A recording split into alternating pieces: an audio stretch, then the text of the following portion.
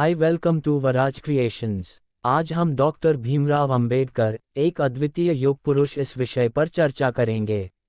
भारत के इतिहास में अनेक महापुरुष हुए हैं जिन्होंने अपने कार्यों से समाज को दिशा दी, परंतु डॉक्टर भीमराव अंबेडकर जैसा व्यक्तित्व वास्तव में अद्वितीय था। वे केवल एक महान विधिवेत्ता या संविधान निर्माता ही नहीं थे, बल्कि वे सामाजिक न्याय के प्रबल पक्षधर, दलितों के उद्धारक, अर्थशास्त्री, शिक्षाविद और मानवाधिकारों के योद्धा थे। उनके जैसा दूरदृष्टा, विद्वान और संघर्षशील नेता पूरे इतिहास में और कोई नहीं हुआ। डॉक्टर अंबेडकर का जन्म 14 अप्रैल 1891 को मध्य प्रदेश के महू में एक दलित परिवार में हुआ था। उनका जीवन प्रारंभ से ही संघर्षों से भरा रहा। अस्पृश्यता, सामाजिक बहिष्कार और अपमान उन्हें बार बार झेलना पड़ा, लेकिन उन्होंने कभी हार नहीं मानी। बालक अंबेडकर ने शिक्षा को अपना अस्त्र बनाया और समाज के उस ढांचे को चुनौती दी जो दलितों को अंधकार में रखता था। डॉक्टर अंबेडकर ने कोलंबिया विश्वविद्यालय, अमेरिका और लंदन स्कूल ऑफ इकोनॉमिक्स से उच्च शिक्षा प्राप्त की। उन्होंने अर्थशास्त्र, राजनीति, विधि और समाजशास्त्र जैसे क्षेत्रों में अद्वितीय विद्वता अर्जित की।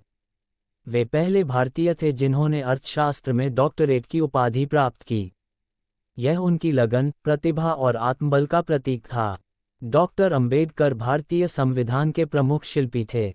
उन्होंने एक ऐसा संविधान रचा जो समता, स्वतंत्रता, न्याय और बंधुत्व जैसे मूल्यों पर आधारित है। उन्होंने दलितों, महिलाओं और वंचित वर्गों को संवैधानिक अधिकार दिलाए। उन्होंने ये सुनिश्चित किया कि भारत एक धर्मनिरपेक्ष, लोकतांत्रिक और समतामूलक राष्ट्र बने। उनका संविधान केवल एक दस्तावेज नहीं, बल्कि सामाजिक क्रांति का घोषणापत्र है। बाबा साहेब ने अस्पृश्यता और जातिवाद के विरुद्ध आजीवन संघर्ष किया। उन्होंने कहा, मेरे जीवन का उद्देश्य सिर्फ पढ़ना, लिखना और कानून बनाना नहीं है, बल्कि मेरे समाज को उसका अधिकार दिलाना है।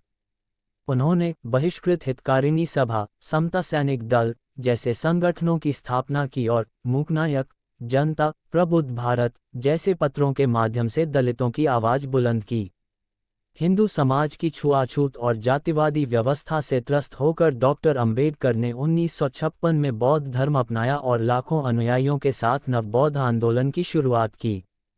उन्होंने कहा, मैं हिंदू धर्म में जन्मा हूँ, लेकिन हिंदू होकर नहीं मरूंगा। उनके इस निर्णय ने सामाजिक चेतना की नई लहर पैदा की। आज डॉक्टर अंबेडकर न केवल भारत के बल्कि पूरे विश्व के प्रेरणास्रोत हैं। उन्हें संयुक्त राष्ट्र ने सामाजिक न्याय के प्रतीक के रूप में मान्यता दी है। उनकी विचारधारा आज भी सामाजिक समता, मानवाधिकार और शिक्षा के क्षेत्र में मार्गदर्शन करती है। वे न केवल दलितों के बल्कि हर शोषित, वंचित और पीड़ित मानवता के मसीहा हैं। डॉक्टर भीमराव अंबेडकर जैसा व्यक्तित्व सदियों में एक बार जन्म लेता है। उन्होंने अपने जीवन से यह सिद्ध किया कि शिक्षा, संघर्ष और साहस के बल पर कोई भी व्यक्ति समाज की जड़ताओं को तोड़ सकता है। वे केवल एक व्यक्ति नहीं, एक विचारधारा, एक आंदोलन और एक युग हैं। वास्तव में इतिहास में डॉक्टर अंबेडकर जैसा कोई नहीं हुआ और शायद कभी होगा भी नहीं।